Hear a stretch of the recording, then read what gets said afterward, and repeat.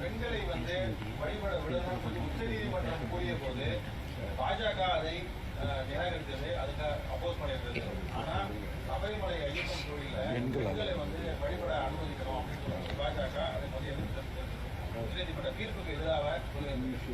ஆனா இதே திருப்பரங்குன்றம் தீர்ப்புல வந்து நீதிபதி தீர்ப்பை வந்து ஏற்றுக்கணும். நல்ல வேலை இந்த கேள்வி கேட்டீங்கன்னா நிறைய பேர் இது கேட்கறாங்க. நல்ல கேள்வி, அருமையான கேள்வி, பதில் சொல்றோம். ஆனா பதில் சொல்றேன், விமர்சனம் எல்லாம் நல்ல கேள்வி.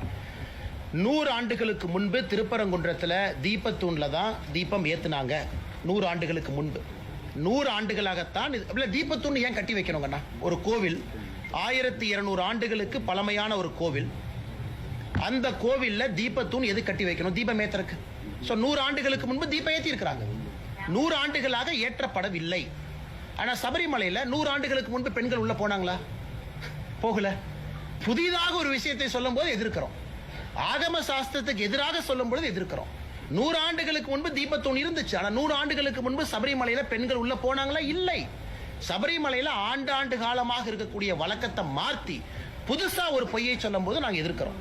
அதே மாதிரி திருப்பரங்குன்றத்தில் ஆண்டாண்டு காலமாக இருந்த வழக்கத்தை 100 ஆண்டுகளா செயல்படுத்தல, இன்னைக்கு செயல்படுத்த வேண்டும் என்று நீதிமன்றம் தீர்ப்பு கொடுக்கும் பொழுது அதற்கு அரணாக நாங்கள் நிற்கின்றோம். அதனால் எங்கள் நிலைப்பாட்டில் சபரிமலையாக இருந்தாலும் திருப்பரங்குன்றம் இருந்தாலும் இந்து மக்களுடைய உணர்வு, அவங்க என்ன நினைக்கிறாங்க, எது நியாயமோ, கோர்ட் என்ன சொல்லியிருக்கோ அதுலயும் பாத்தீங்கன்னா சரி.